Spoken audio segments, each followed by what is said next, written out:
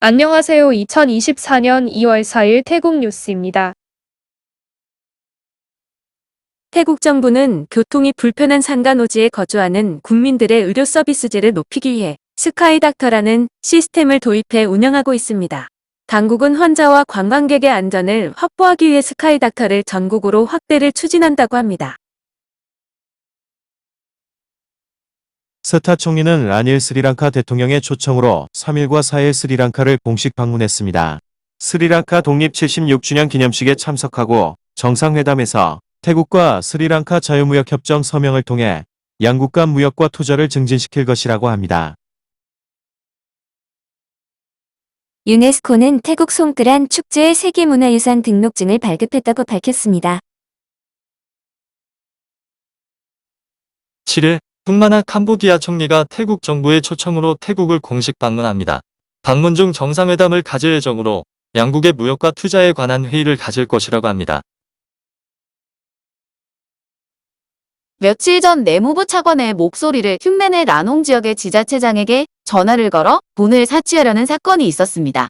사기범들은 차관의 목소리로 은행 앱이 작동하지 않는다며 86,000밭을 송금해달라고 말했는데 지자체장은 수상함을 느껴 1반만 송금했고 카메라를 켤 것을 요구했지만 이에 응하지 않아 사기라는 걸 확신했다고 합니다.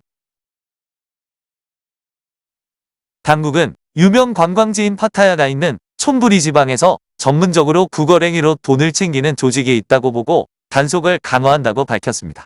태국에서 국어를 하는 자는 1개월의 징역과 1만 밭의 벌금을 부과받게 됩니다. 당국의 통계에 따르면 태국에서 발견된 국어랭이자는 7,151명이었는데 이 중 태국인이 4,686명, 외국인이 2,465명으로 방콕에서 국어랭이가 가장 많았다고 합니다. 당국은 국민들은 구걸자들에게 돈을 주지 말라고 촉구하고 있습니다. 상무부에 따르면 지난해 태국 쌀 수출량은 876만 톤으로 목표인 800만 톤을 무난히 넘어섰다고 합니다.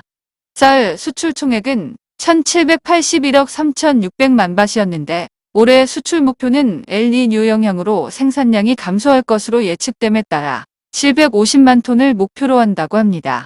또 태국 쌀은 중국과 베트남, 인도보다 생산비가 높다고 설명하고 있습니다. 4일 오전 7시 기준 방콕의 초미세먼지 대기오염 수치는 평균 28.5 마이크로그램이었습니다. 왕통난과 프라웨 지역이 40에 가까운 수치를 보이며 나쁨 수준이었고 나머지 지역들도 좋지는 않은 상황입니다. 당국은 10일까지 대기 상황이 다소 개선되겠지만 이후에는 대기 정체로 오염 농도의 상승과 하락이 반복될 수 있다고 설명하고 있습니다. 올해 1월 태국을 찾은 외국인 관광객이 270만 명을 넘어섰다고 합니다. 이 중 중국인의 비중이 27.8%를 차지했는데 한시적 비자 면제로 인한 증가로 당국은 내다보고 있습니다. 올해 외국인 관광객 유치 목표는 3,500만 명으로 코로나 이전 수준을 거의 회복할 것으로 전망된다고 합니다. 방콕 지상철 사판콰이역 인근에는 독립영화관들이 40년간 운영되었지만 부동산 개발에 따라 영화관을 헐고 콘도를 짓는 추세라고 합니다. 과거에는 5곳의 영화관이 있었지만 4곳이 철거되었고 현재 파오뉴틴 시어터만 남아 1인 60밭의 요금을 받고 영화를 상영하고 있다고 합니다. 그랜드 센터포인트 호텔 운영사는 음력설을 앞두고 객실 예약률이 80에서 90%로 상승했다고 밝혔습니다. 비자 면제 협정으로 중국인 관광객이 증가하고 있는 가운데 파타야의 경우 태국인 비율이 40에서 50%, 나머지가 중국과 말레이시아, 인도와 유럽 등 외국인이라고 합니다.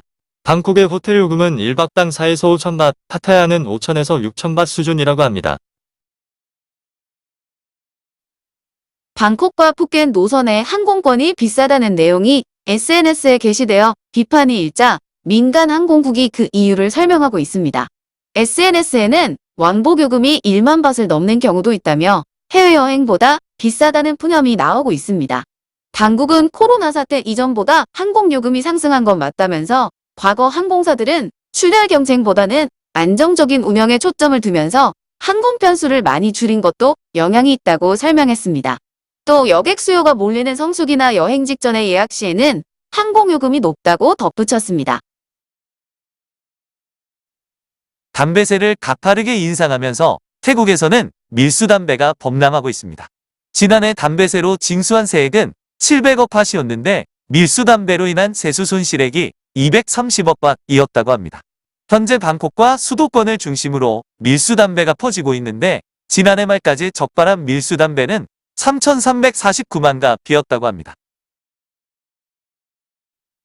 태국 SNS에는 방콕에서 멜버른 노선의 티켓을 구입했지만 기상 악화로 시드니에 내렸다며 타이 항공을 비난하는 글이 게시되었습니다. 게시물을 올린 사람은 광고 회사에 근무하는 사람으로 밝혀졌는데 논란이 일자 사과문을 게시하고 회사를 그만뒀다고 합니다. 이에 대해 타이항공은 기상 조건으로 인해 대체 공항이 시드니에 착륙한 것은 적법한 조치였다며 저속한 단어를 사용해 회사를 비난한 게시물에 대해 법적 조치를 검토하고 있다고 밝혔습니다. 딘덴과 돈무항을 잇는 도심고속도로의 통행료가 올해 12월부터 인상됩니다. 요금은 구간별로 5바트에서 10바트씩 추가로 인상된다고 합니다. 파타야 경찰은 3일 파타야 사이쌈 도로에 위치한 펍을 전격 단속했습니다. 업소 안에는 약 100명의 손님이 있었는데 그중 한 명이 19세 미성년 소녀였다고 합니다. 해당 소녀는 위조한 신분증으로 술집에 입장한 것으로 알려졌습니다.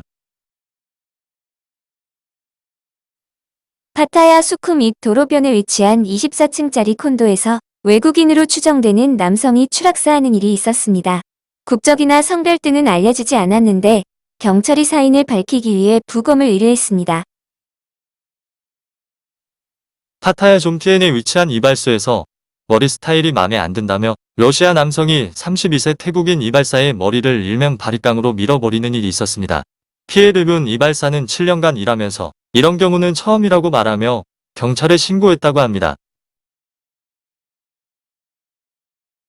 촌부리 실화차에서는 15세 여학생이 길거리에 망가진 배수구 뚜껑에 다리가 빠지는 일이 있었습니다.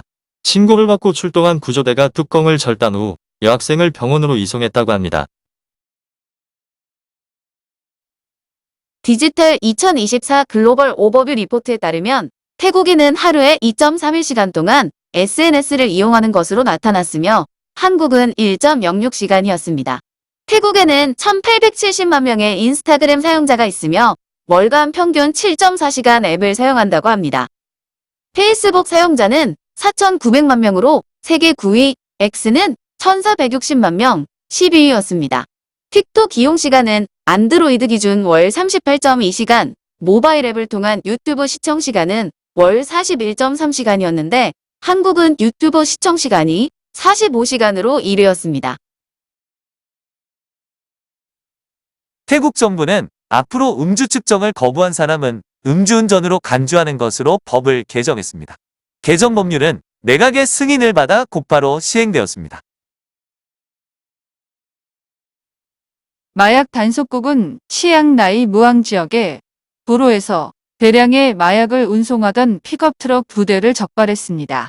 경찰은 운전자 2명을 체포하고 야바 100만 정이 들어있던 자루들을 압수했습니다. 크라비 아오룩 지역의 마을 들판에는 폭 10m 깊이 10m의 대형 싱크홀이 생겼다고 합니다. 이곳은 원래 논이었지만 30년 전 매립 후 주택단지가 건설되었다고 합니다. 송클라 무앙 지역의 해변에서는 독성 해파리가 발견되었다고 합니다. 당국은 이 지역에서는 1월부터 3월까지 독성 해파리가 출몰한다면서 쏘이지 않도록 주민과 관광객들에게 주의를 당부했습니다. 4일 오전 7시경 치앙라이 항동 지역에 있는 리조트 2층의 발코니가 무너지는 사고가 있었습니다.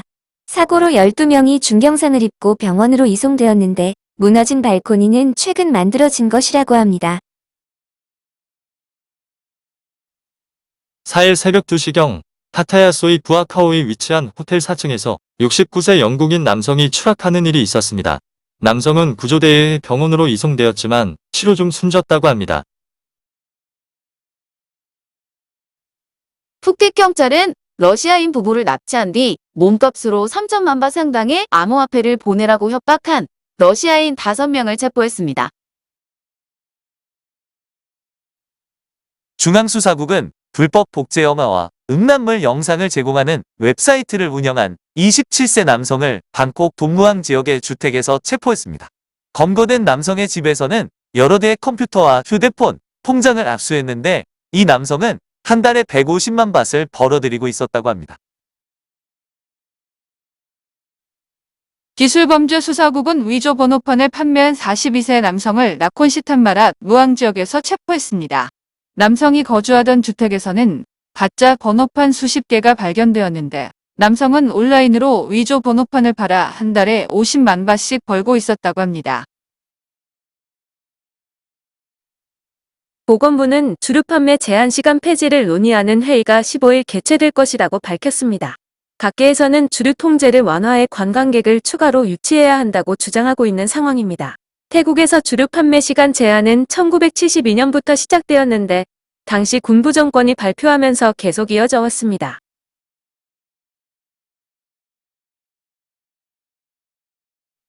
오늘도 시청해 주셔서 감사합니다.